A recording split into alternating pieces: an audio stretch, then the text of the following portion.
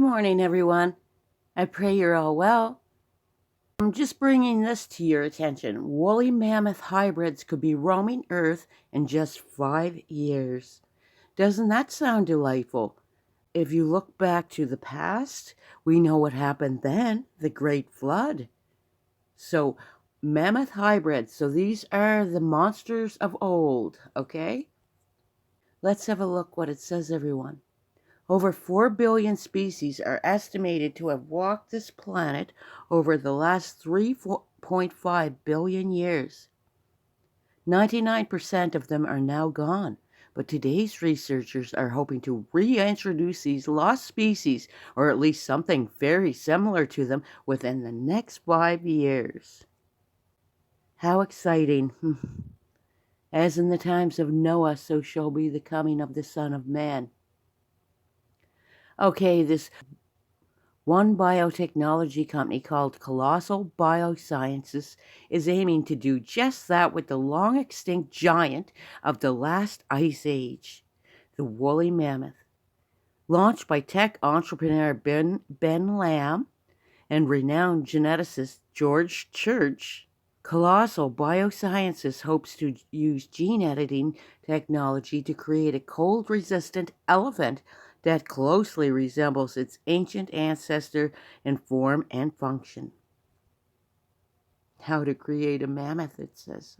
Wouldn't you want to see these coming up on illustration of a woolly mammoth in the Arctic? Scientists are hoping to genetically engineer elephants to exhibit the traits of the woolly mammoth, which went extinct 3,500 years ago. So if they went extinct 3,500 years ago in the last ice age, they say, was 100,000 years ago, kind of conflicting information.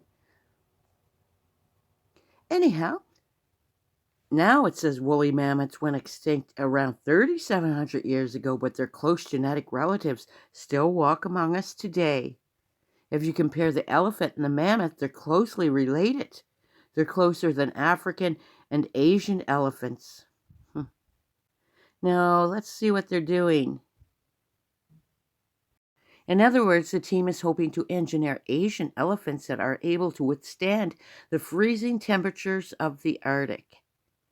We're focusing on those core traits that need to be exhibited in order for us to have successful rewilding of the species, Lamb said.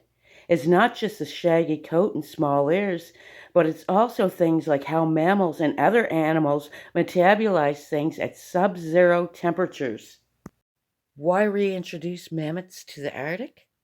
Let's have a look. Woolly mammoths are thought to have evolved around 300,000 years ago, spreading across North America, Europe, and Asia. Rather, another piece of conflicting information. Didn't the continents split apart? So how did they know it was North America, Europe, and Asia? Just a thought. Most mammoth populations died about 10,000 years ago. Okay, more conflicting information. Although the last population of woolly mammoths is thought to have lived on Wrangel Island in Arctic Siberia until 1650 BC. And there we have a lovely picture of these giant beasts, these monsters. These animals were enormous, growing up to 13 feet tall and weighing around 6 to 8 tons. If you take into consideration, these are hybrid, they're Nephilim. They're Nephilim monsters, the monsters of old. Doesn't matter which way you spin this. But let's see.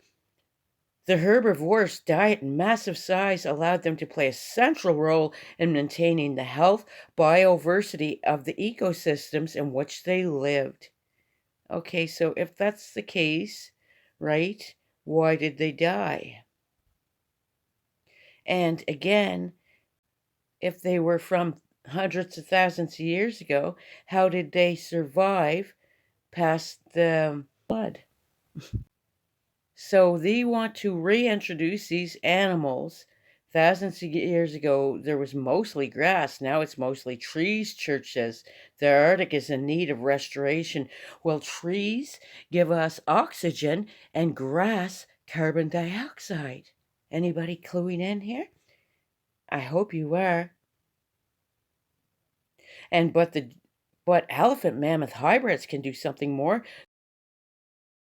that most animals cannot. What the elephants do that no other species can do is they can knock down trees and restore the grasslands. So if it was meant to be grasslands, our Father in heaven would want that.